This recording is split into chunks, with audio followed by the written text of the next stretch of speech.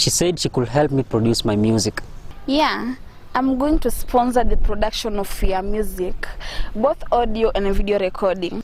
It's okay. If buying high heels is going to add my height and give self-esteem, I will do it.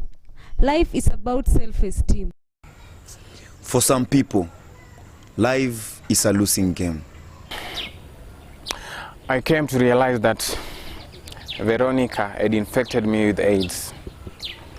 I threatened to report the matter on social media. But Veronica threatened me and even sent me a man who threatened to kill me if I did so.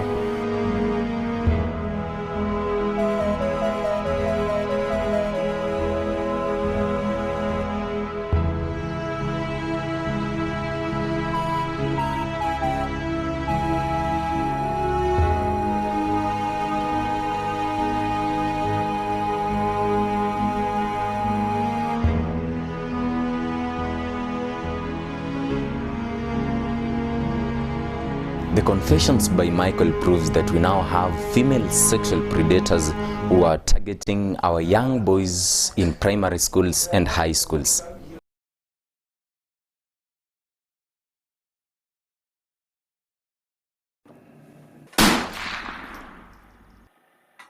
These parents are getting a very big problem because they don't know what is happening with their kids. The story you are about to watch demonstrate how parenting in the age of internet and social media is extremely challenging.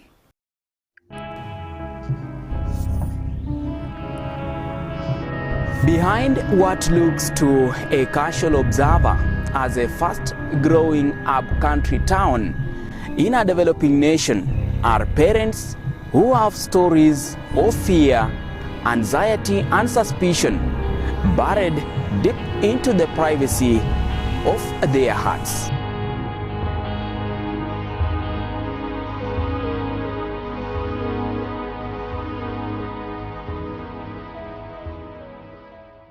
I have been trained as a professional journalist and documentary filmmaker not to let my emotions and beliefs to influence the performance of my work.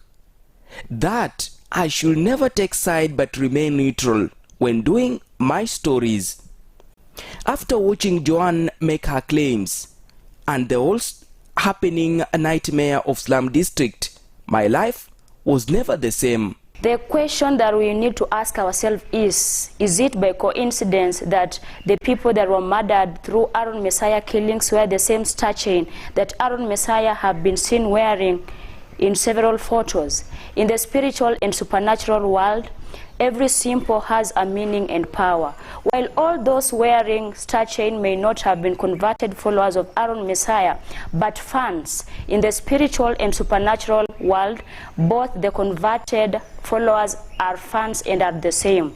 They are identified as belonging to him.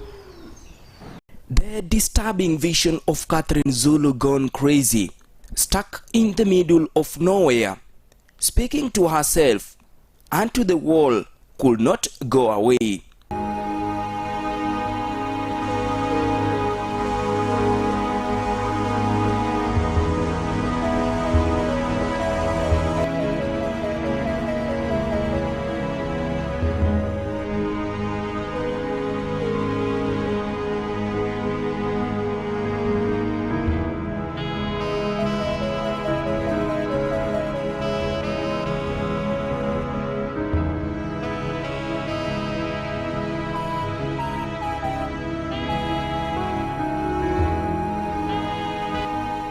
The depression vision of Megan, asking how much the making of the documentary may have contributed to her father getting sick.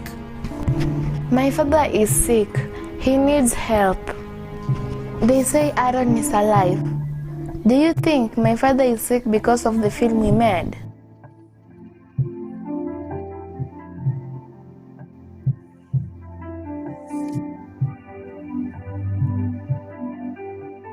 I wanted to know more about those who had been murdered. The content they had posted on social media will tell the truth better. If buying high heels is going to add my height and give self-esteem, I will do it. Life is about self-esteem. If some stuff makes you feel good about yourself, do it. We got tired being told we can't do this or that. We are not beautiful enough. We are not tall enough. We are not smart enough. We don't know how to speak. For me, future is today and now. Life must be lived today and now. I like experimenting and daring with the new stuffs and trends. As from 18 years old, I believe someone is old enough to make rational decisions, whether he or she must go to church or not, whether he or she must start using alcohol or not, his or her sexual orientation.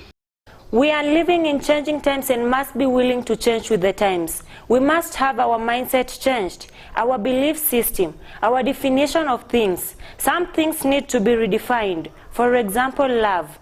Love needs to undergo redefinition. If you come from a poor background, you will be willing to do anything to succeed. Life is war. It all depends on which side you are fighting for. Sometimes your best friend might take your girlfriend and you go back home crying.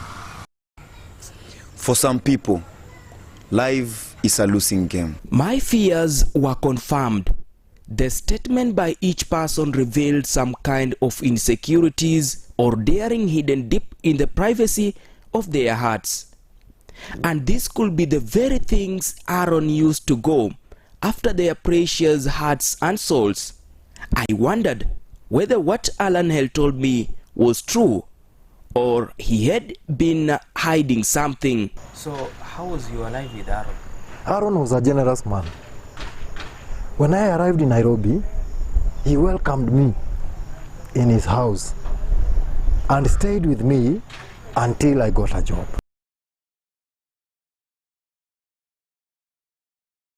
Her real name is not Iris, but Veronica Macarios. I met her on the internet and she told me that she was an English teacher, which I later discovered that it was nothing but a lie. Our first offline meeting, she advised me not to be putting on school uniform. That day, she gave me 2,000 Kenya shillings and told me that if I needed more money, I should just contact her. Veronica later bought me a phone, which she used to send me several pictures of herself naked. We went to several places just to have fun. But there's this day that I met Aaron Messiah, but then I was unwell. Messiah told me that everybody else had AIDS. I came to realize that Veronica had infected me with AIDS. I threatened to report the matter on social media. But Veronica threatened me and even sent me a man who threatened to kill me if I did so.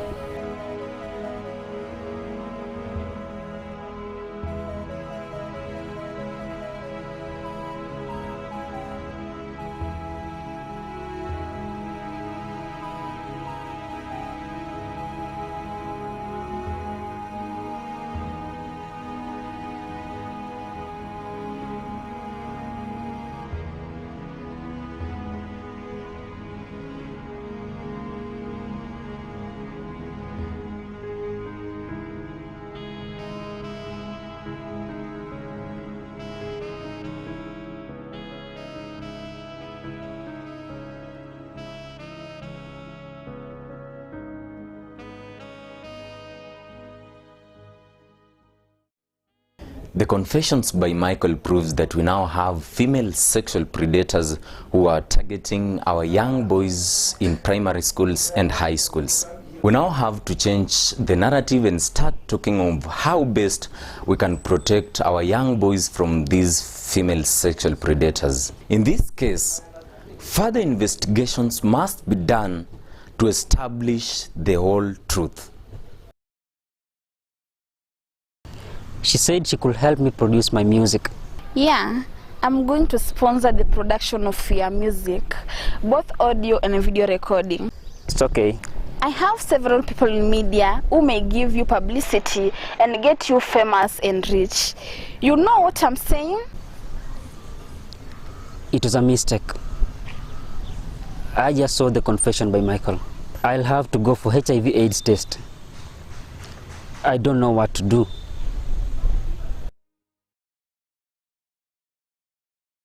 Those who really get now associated with the pornography, it destroys most of them, because now when you get addicted with it, it will destroy your mind, it will destroy your focus. You will always, every time you hold a phone, you think of reaching that app. That is where you'll find that our kids are getting lost.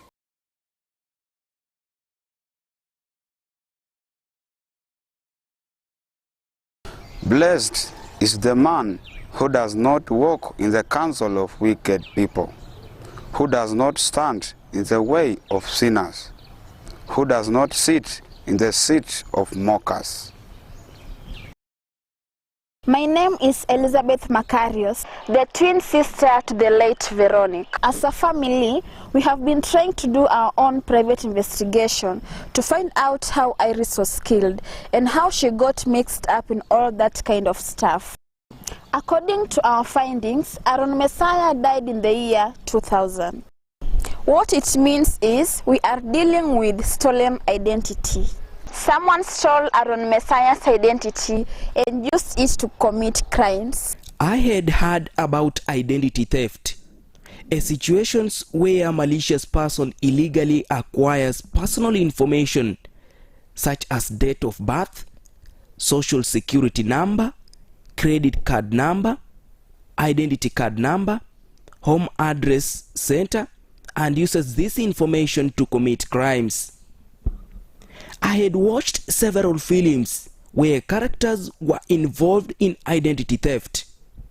I had read stories and watched confessions, but had never had real life experience. If Aaron Messiah had died in the year 2000, who was using his identity to commit crimes in Slum District?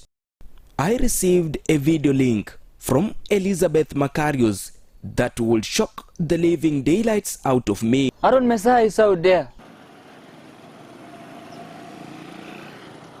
Hello? Hello? Hello? Uko wapi? Umefika wapi? Fanya hivi. Hebu kuja hii side penye wana nini? Penye wanafanya mining ya gold huko chini.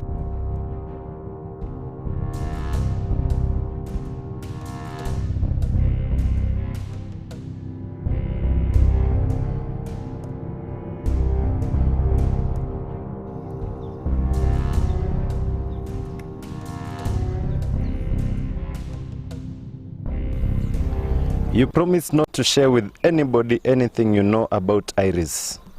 You broke your promise. Someone lied to you that you'll get famous by sharing your private life on internet. Get up and walk down the slope. Don't look behind.